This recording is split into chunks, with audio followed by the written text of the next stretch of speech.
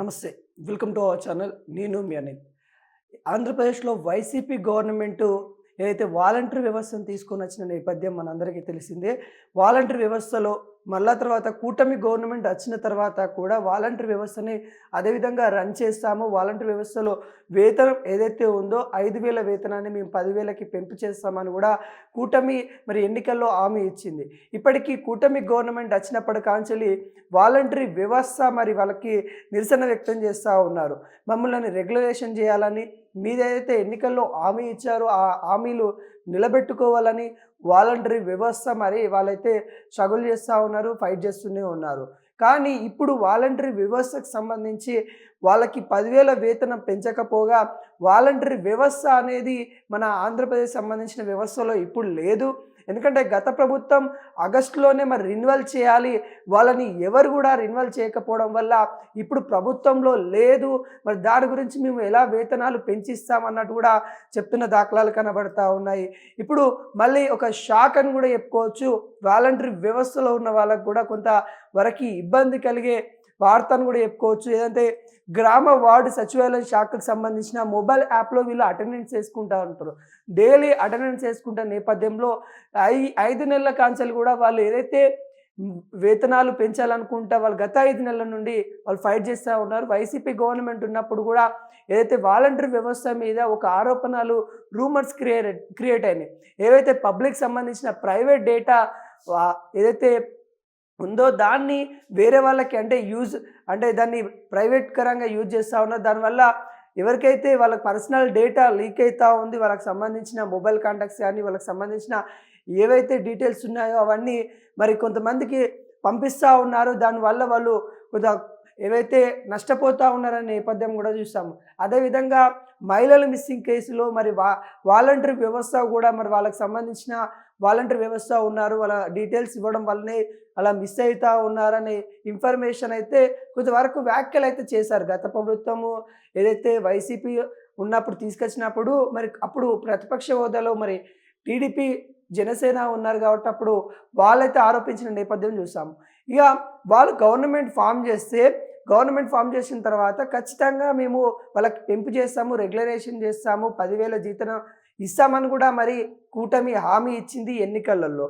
హామీ ఇచ్చినప్పుడు ఇప్పుడు గవర్నమెంట్ ఫామ్ అయిపోయిన తర్వాత ఇప్పటివరకు కూడా కూటమి వ్యవస్థ గురించి మాట్లాడిన దాఖలాలు లేవు. అంటే వాళ్ళు మాట్లాడట్లేదు. అంటే కూటమి వ్యవస్థ గురించి ఆలోచిస్తున్న విషయాలు ఎక్కడ కనబడట్లేదు. ఒక మంత్రి మాట్లాడుతూ, వీరాంజనేయ స్వామి మంత్రి మాట్లాడుతూ తను ఏం చెప్పాడు, తను ఈ వాలంటరీ వ్యవస్థ ఇప్పుడు వ్యవస్థలోనే లేదు, ఆంధ్రప్రదేశ్ గవర్నమెంట్ దృష్టిలో లేదు. గవర్నమెంట్ దృష్టిలో లేదని అంటే ఎందుకంటే గత ప్రభుత్వము రెన్యువల్ చేయలేదు. గత ప్రభుత్వం ఆగస్టులోనే రెన్యువల్ చేస్తుంటే ఈ గవర్నమెంట్ వచ్చిన తర్వాత వాళ్ళని కంటిన్యూ చేసేవాళ్ళము. కానీ అట్లాని వ్యవస్థ మొత్తం రద్దు చేయట్లేదు, తాత్కాలికంగా అలా హోల్డ్లో పెడతా ఉన్నాము.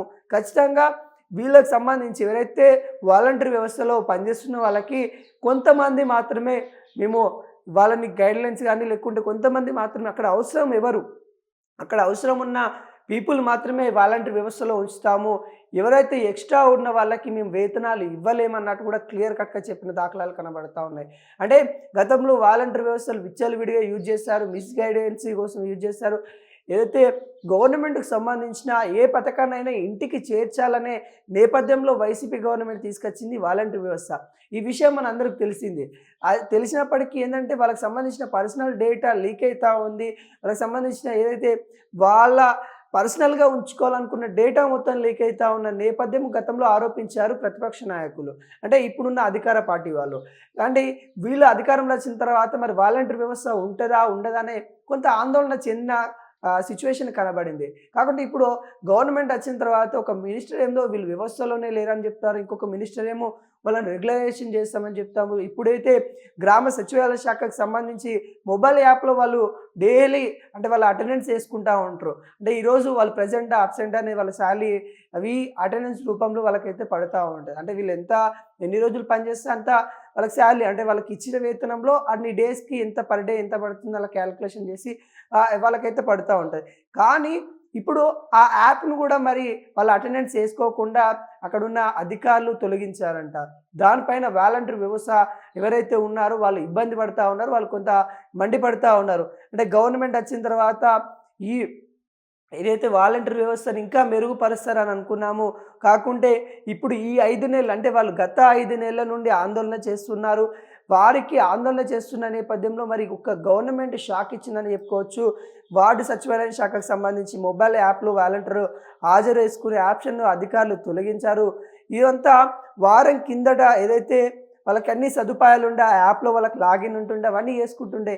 కానీ వారం కిందట ఎవరైతే మంత్రి మరి వీరాంజనేయ స్వామి వాలంటీర్ వ్యవస్థ గురించి ప్రకటించారో లేరని అంటే వ్యవస్థలోనే లేరని ప్రకటించిన తర్వాత ఈ ఆప్షన్లు తీసేసినట్టు కూడా ఆ సంస్థ ప్రతినిధులు అయితే చెప్తా ఉన్నారు. అంటే మొత్తానికి మంత్రి వాళ్ళు ఆ విధంగా చెప్పారు కాబట్టి వీళ్ళు చెప్తున్న నేపథ్యం అయితే కనబడతా ఉంది. ఏది ఏమైనా కానీ ఇప్పటికైనా కూటమి గవర్నమెంట్ వాలంటీర్ వ్యవస్థ మీద ఒక క్లారిటీ ఇవ్వాలన్నట్టు కూడా అక్కడున్న వాలంటీర్లో పనిచేస్తున్న వాళ్ళైతే అడుగుతా ఉన్నారు. నిజంగా అంటే వాళ్ళు మా బతుకులు ఆగం చేయకండి. ఏదన్నా ఒక ఆప్షన్ ఇవ్వండి. ఎందుకంటే ఇక్కడ ఉంటుందా? ఉండదా? జాబు వాళ్ళు చేసేది చాలా తక్కువ జీతానికి. ఆ జీతానికైతే ఇప్పుడున్న జనరేషన్ ఎవరు వర్క్ చేయరు. కాకుంటే సేవాభావం ఉన్న వాళ్ళు కొంతమంది, లేకుంటే గ్రామంలో చిన్న చిన్న పనులు చేసుకుంటూ అంటే సెకండ్ ఆప్షన్‌గా పెట్టుకున్న వాళ్ళు కొంతమంది ఉండరు. పొలం చేసుకుంటూ అంటే ఉన్నత చదువులు చదువుకొని పొలం చేసుకుంటా వాళ్ళు గూడా కొంతమంది వాలంటీర్ వ్యవస్థలో పనిచేస్తా ఉన్నారు.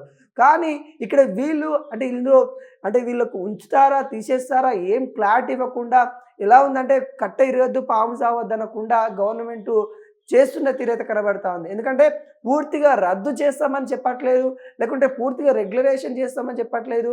మరి గత ప్రభుత్వం చేసిన తప్పిదాలు చూపిస్తా ఉంది తప్ప మరి ఈ ప్రభుత్వం ఏం చేయబోతుందనేది మనకి క్లియర్ కట్‌గా చెప్పని దాఖలాలైతే కనబడతా ఉన్నాయి.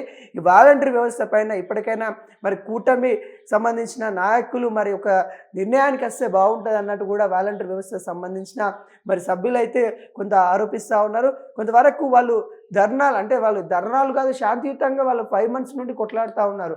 ఏదైతే గౌరవ వేతనం మీరే అన్నారు. అధికారంలోకి వస్తే 10,000 రూపాయల జీతం ఇస్తా అని చెప్పారు. దాని గురించే వాళ్ళు ప్రశ్నిస్తా ఉన్నారు. సరే ఆర్థిక వ్యవస్థ ఆంధ్రప్రదేశ్ సంబంధించిన ఆర్థిక వ్యవస్థ ఏ విధంగా ఉన్నా గానీ ఎన్నికల్లో ఇచ్చిన హామీలు ఏవైతే ఉంటాయో అవి ఎప్పటి వరకు మీరు చేస్తారు?